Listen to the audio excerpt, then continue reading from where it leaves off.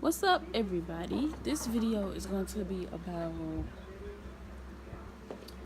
depression and bullying.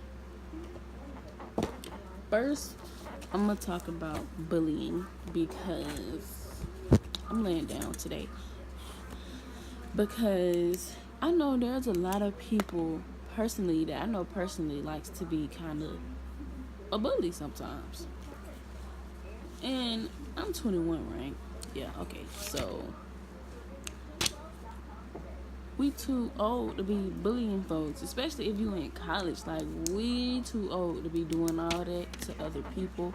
I feel like this goes for little kids too. It's so many little kids that has been killing themselves, and they're so young to be killing themselves over bullying. That, to me, that's crazy. That's real crazy. You too young to be killing yourselves. Too young. I'm sorry, just too young.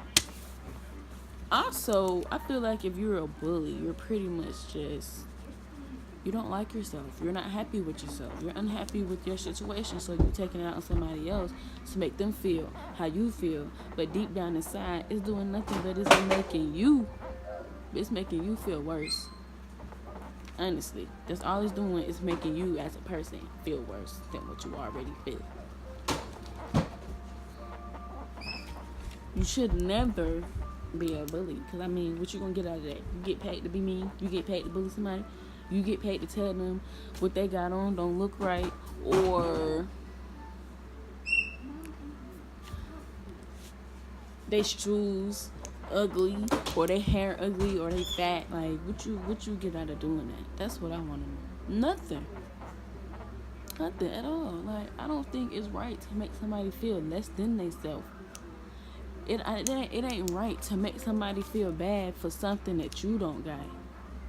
Like, I was talking to somebody the other day, how they were saying how every time somebody get into an argument, they want to throw up in people my age's face on that you still live with your mama. If you still in college, first of all, you don't have a right to tell somebody, oh, you still live with my mama? Oh, yeah, that's because you in college. But when you get out of college, who you finna go to? Somebody like me, I'm looking for apartments. I put myself in a position to where when I do move into my apartment, I can support myself. How many people can say they can do that? More of the story is, you never know what people going through, or you never know what they doing in their life. You never know what blessings that they're getting for you to fix your mouth and tell them, oh, you this and you that because I got this and that.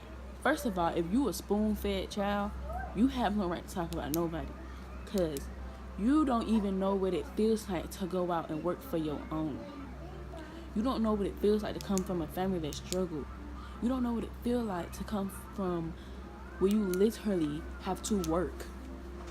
Period. Just work, period. I have cousins younger than half these people working, and they want to have excuses on, oh, I didn't do this, I can't do that. I'm a mom. I go to school, college, working. But how many people say they do that? Some of these folks had kids and used their child as an excuse not to do nothing for themselves. That's not smart. A child don't stop nothing. And I'm an obvious prime example for that. Still, I left school because it was during the summer. I got pregnant. It was like around the end of the school year. School ended. I still enrolled. I still got my butt enrolled into school. 12th grade year. Graduated. Yep, sure did. I wasn't finna just sit at home the whole year. No, I still took my butt to school, graduated, enrolled myself into college, and been doing it ever since. Anybody else can do that. But don't ever fix your mouth and feel like you can tell somebody what they don't have, because you feel like you got this and that, or you feel like because you got you a car and they don't got one, you can talk about them. First of all, not everybody got it like that. Not everybody, like people like me, have to save up their money to get their car first. And y'all forget, if you don't pay a car note, you have to pay insurance. So, with that being said, you don't humble yourself. God gonna make you, he gonna humble you. Oh, trust and believe, he gonna humble you for you. And you gonna see how it feels to be one of the people that you be talking about. I'm just saying. Sometimes you gotta think about the stuff you say. That's why when I get mad at people, when I'm arguing with somebody, I'm telling y'all, I try so hard. I try. Sometimes I say okay or all right, and they get mad because they not getting a reaction from me. Like, you not finna make me argue with you. If I'm just saying okay, leave it at that. Sometimes I feel like people try to make you say stuff, and then when you say it, they try to play the victim. That's why don't argue with nobody. You send them on by their way, let them talk to themselves, period. Somebody trying to bully you, baby, don't listen to that. They're just unhappy with themselves, and they want you to feel the way they feeling when they get home. They want you to cry yourself to sleep the way they do. And that's when I touch on this depression part. I was on Twitter one day, and I seen this boy tweet on how he don't like people like that around him, because he the type to hurt your feelings. Okay, so that's what made me want to make this video about depression, because you know what? I thought I had another phone right here, but some people like me who had a child or had kids. Some people struggle with postpartum depression. Some people who went through traumatic things such as sexual abuse, stuff like that, they have postpartum. Or just some people who had traumatic experiences postpartum, PTSD, get triggered. Some people have depression, period. They don't have nobody there to help them. They don't have nobody to uplift them and tell them, oh, you're going to be okay. They don't have nobody to check on them. They don't have nobody to actually understand how it feels to have and be struggling with depression. So for you to make them feel like they're a burden, they're less than, or they're just a negative spirit, you wrong for that, to be honest. If anybody catch themselves doing that, you wrong for that. You supposed to be their friend, to put a smile on their face. Call them and ask them how they doing today. Call them and ask them, how are you feeling today? Call them and ask them, you want to go to the park? Do you want to go do this and that? Something that will clear their mind and help them. Something that's therapeutic. If you can't be that type of person, then they just don't need to be hanging around you. That's just simple. You need to be cut off, and don't even get mad if they cut you off. And I'm speaking for everybody. Hey! I'm simply speaking for everybody, because to do that is very wrong in so many ways. That's why so many people who struggle with depression, 9 times out of 10, ends up committing suicide. You do not make somebody feel worse than what they already feel. They already feeling like, don't nobody care about me, don't nobody love me, I don't have nobody here to help me. They already feeling like that. So no. So I'm going to give y'all a few tips to help you. If you're dealing with depression, I know after I had my baby, I struggled with depression a lot. Because the situation I was in didn't help, but nothing but make it worse. So I was always a God-fearing girl. I grew up in church. I grew up going to Bible study. I made wrong decisions for myself. But I'm back on track. Been back on track. So I grew up doing all that, at home, sitting reading my little Bible on my phone, or just simply, I made myself a prayer book. And I don't know if this would help somebody else, but I know praying, going to church, and just being a very spiritual person, I know that is one of the things that will help you. Because the man above doesn't fail none of us. What's for you is always going to be for you. Can't nobody mess that up but you. And I feel like sometimes you can't even mess it up. The only way you will mess it up is you just don't chase that dream and put step forward. But I will say, you have to obey God. It's the same thing as finna go study a test and you think you finna pass. Finna go take a test and you think you finna pass, but you didn't even study. You didn't even read nothing. You won't fail. So with that being said, you have to obey. It's like me praying every night. Why you think I read my Bible and do things I'm supposed to do? Why you think I want to not have sex until I'm in a serious relationship or married? You gotta obey first things you gotta do first for it to happen, right? Okay, so I found this book and it's called Scripture Memory Guide. It helps you remember. A person who's never really read the Bible like that, it helps you like this one. Memory verses.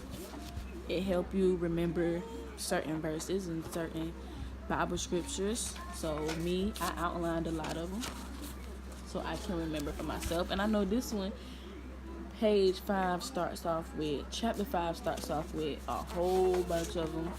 It's good to remember.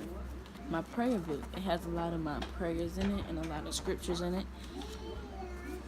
I know one that I wanted to read was God Plays No Favorites. Always remember that. You may have a parent, grandparent, somebody that plays favorites, but God don't, sweetheart. Tell yourself, I will have this. I will have that. I will have me a car next year.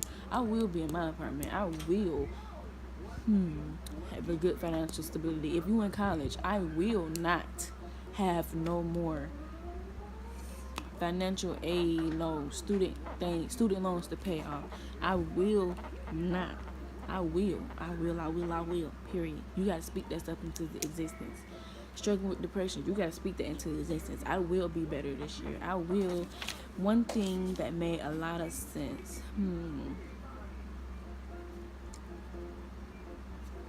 One thing he did say, stay positive. Obey God and you will prosper. And the thing about your joy, God has smiled on you. Build something that matters. You are glorified.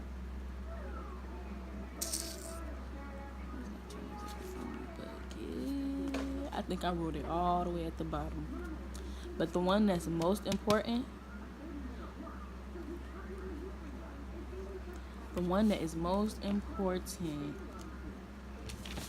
yep, I wrote it back here. You are about to experience a joy in giving like you have never known. Say that to yourself every day. Say, I am about to experience a joy in giving like I have never known. Say it to yourself. Speak it into existence. Make sure you pray every night before you go to bed and every night when you wake up. Make sure you use what I said to help you. Get you a prayer, get you a little bitty book or a big one if you want to write a lot and don't want to have to keep buying you another one like I do. Other than that, get you a little book and write you a whole bunch of prayers in it. Bible scriptures. I got me some Bible scriptures in here. Some of these pages I'm going to write on again because they wasn't really. But get you a book, get your little write on Bible scriptures and stuff. Get you a book that will teach you how to read it. And I also have this book. Some of you may have seen this book before. If you have a very religious parent, grandparent, anybody in your family, or you just have a person who loves books based on like Bible things, you probably you've seen this book before. You read this book before. Too Blessed to Be Stressed.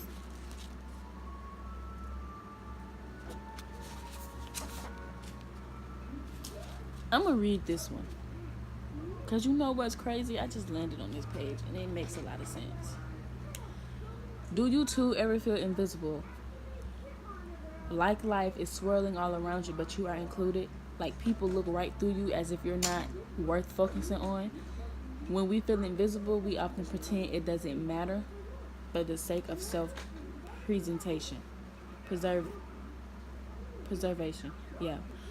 That's how we keep our sanity and don't run screaming into the night. But it does not. But it does matter. It matters to us and it matters to God, who created us for significance. How precious are your thoughts about me, oh God? They cannot be remembered. I cannot count them. They outnumber the grains of sand. Psalms 139, verse 17 through 18. NLT, if you know what book that is. I'm not necessarily. Always that right there. If you have to play it over and write it down. But so far, I be writing down my little books. And there's one thing my pastor said is 3 weeks. And you bet not choke. Just like that. Bet not choke. You got 3 weeks and obey. To be honest, that is the only thing I know that will actually help you for real. If you're dealing with depression, I urge you to just start praying. Tell God to heal your heart from all of that. Tell him to make you better. Go out and do things. One thing that might help, because I know when people are depressed, like they lay in the house, they don't want to do nothing. Make yourself go out and do things. Make yourself go to the park. Go walk to the lake and just watch the water flow through the wind. I don't know. Do something that sounds like it will help you think positive. Not something that would make you think negative and do something to harm yourself. Do something that would make you happy, put a smile on your face. Go to the park. I said that. Go to the fair or something. And the biggest key thing before I end this video, please do not hang with anybody that makes you feel like a burden, make you feel less than, make you feel like you're just being negative when you're not, because they don't know what you're going through, what you've been through, and they can't speak for you. They don't know how you feel, and they don't know why you feel like that, because I'm pretty sure they didn't even bother to ask how you was doing or to even get to know you to know why you feel like that. So, therefore, hang with people that makes you happy. Hang with people that is the definition of what you want to be. People who go get it. Strive to be what they want to be. Surround yourself with people who makes you happy. Not somebody who makes you sad. It's just making it worse for you. And like I always do, especially with videos like this, I am going to end this. It's a good one. I'm going to end this with a Bible scripture, and this is Genesis chapter 26, verse 13. And the man became rich and continued to grow richer until he became very wealthy. That's half of it. Remember that, because that can be you one day. See you next video, and it will be a reaction video to Queen Naja's showing her son's face. Be on the lookout for that. Like, comment, subscribe.